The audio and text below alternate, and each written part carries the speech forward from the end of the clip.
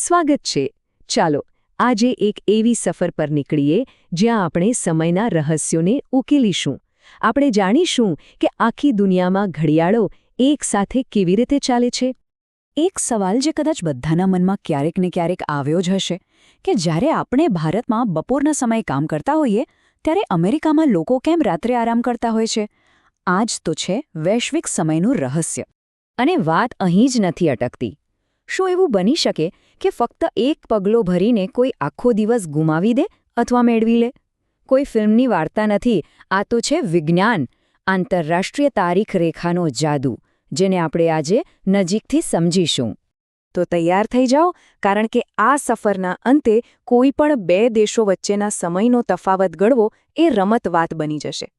આ એક એવી આવૃત્તિ છે જે આપણી મુસાફરી અને દુનિયા સાથેના જોડાણને એકદમ સરળ બનાવી દેશે. તો આ રહી આપણી મુસાફરીની રૂપરેખા. સૌથી પહેલાં આપણે સૂર્યની સ્થાનિક ઘડિયાળને સમજીશું. પછી જોઈશું કે એક દેશ માટે એક સમય કેમ જરૂરી છે. પછી આખા ગ્રહના 24 સમય ક્ષેત્રોની વાત કરીશું. વિશ્વના મુખ્ય સમય એટલે કે GMTને જાણીશું. સમયની ગણતરી કરતાં શીખીશું. અને છેલ્લે આવતીકાળમાં પ્રવેશ કેવી રીતે થાય છે એ રહસ્યને પણ ઉકેલીશું. ચાલો તો આપણી સફરના પહેલા પડાવ પર જઈએ. અહીં આપણે સમયને તેના મૂળભૂત સ્વરૂપમાં સમજીશું. જો સમયનો આખો ખેલ પૃથ્વીના પોતાની ધરી પર ફરવા સાથે જોડાયેલો છે. બસ આટલું જ. પૃથ્વી એક ચક્કર પૂરો કરે એટલે આપણો એક દિવસ પૂરો. અને આ એક ચક્કર એટલે કેટલું? ગણિતની ભાષામાં કહીએ તો પૂરા 360 ડિગ્રી. પૃથ્વીને આ 360 ડિગ્રી ફરતા 24 કલાક લાગે છે. બસ આ જ છે આપણા દિવસનું ગણિત. તો જો આપણે આ 360 ડિગ્રીને 24 કલાકથી ભાગીએ તો શું મળે? જવાબ છે 15 ડિગ્રી.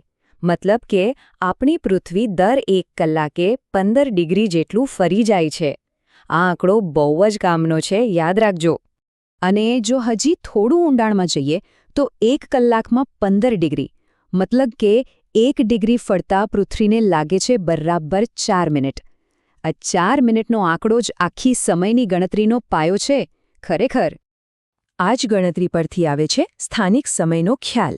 એટલે કે કોઈપણ જગ્યાએ જ્યારે સૂરજ બરાબર માથા પર તપતો હોય તો ત્યાં બપોરના 12 વાગ્યા કહેવાય.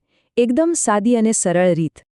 પણ જો દરેક શહેર પોતાનો સમય આવી રીતે નક્કી કરવા લાગે તો? સાંભળવામાં તો સારું લાગે, પણ આજના જમાનામાં આનાથી બહુ મોટી ગડબડ થઈ શકે છે. જરા વિચારો, રેલવેની શરૂઆત થઈ ત્યારે શું થતું હશે? જો દરેક શહેર પોતાની સૂરજ પ્રમાણે પોતાની ઘડિયાળ ગોઠવે તો ટ્રેનોનું ટાઈમટેબલ બનાવવું અશક્ય બની જાય. એક શહેરમાંથી બીજા શહેરમાં જતાં જ સમય બદલાઈ જાય. આ તો ભારે અંધાધૂંધી કહેવાય. એટલે જ એક સ્ટેન્ડર્ડ સમયની જરૂર પડી. આપણે ભારતનું જ ઉદાહરણ લઈએ. જો આપણે સૂરજને અનુસરીએ તો પૂર્વમાં આવેલા કોલકાતાનો સમય પશ્ચિમમાં આવેલા અમદાવાદ કરતાં લગભગ 45 મિનિટ આગળ હોય. હવે આ તો ગૂંચવાડો ઊભો કરે. એટલે આ સમસ્યાના ઉકેલ તરીકે આવ્યો પ્રમાણભૂત સમય.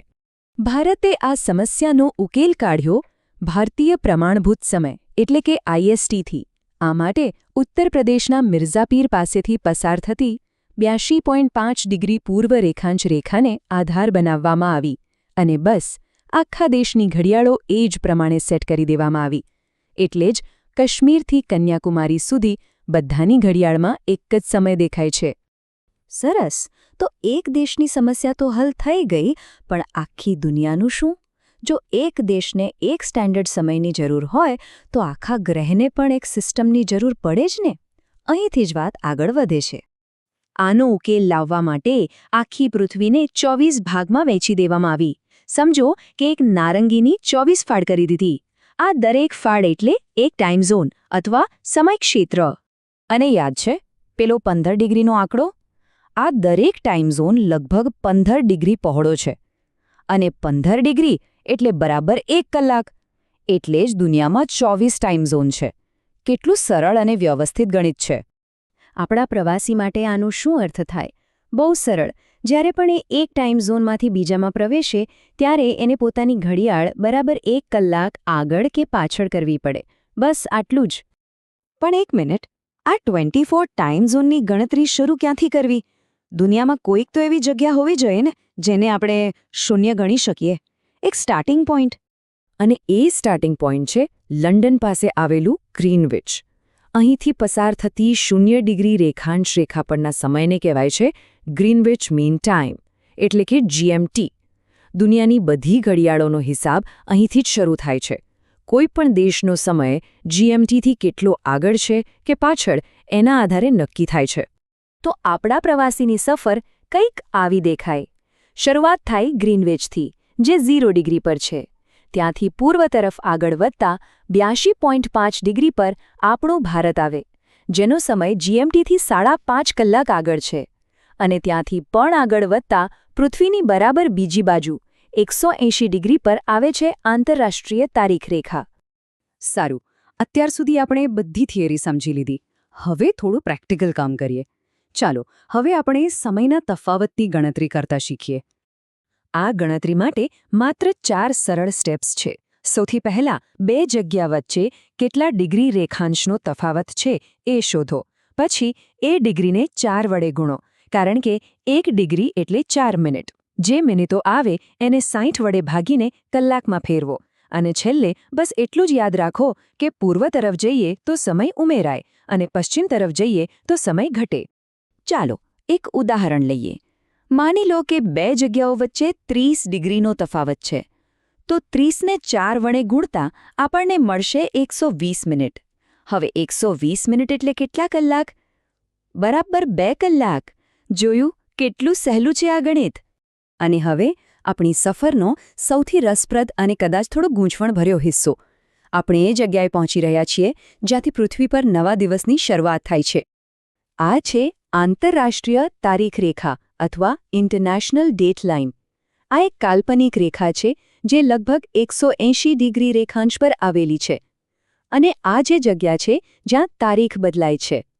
આ રેખા આજ અને આવતીકાલને જુદા પાડે છે. આ રેખાને પાર કરવાનો નિયમ બહુ જ વિચિત્ર પણ સરળ છે.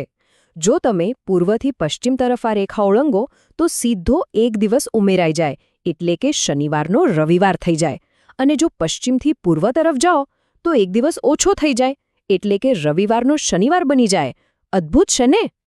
આખી પૃથ્વી પર આ એક જ એવી જગ્યા છે જ્યાં માત્ર એક ડગલું ભરીને કોઈ 24 કલાક આગળ કે પાછળ જઈ શકે છે.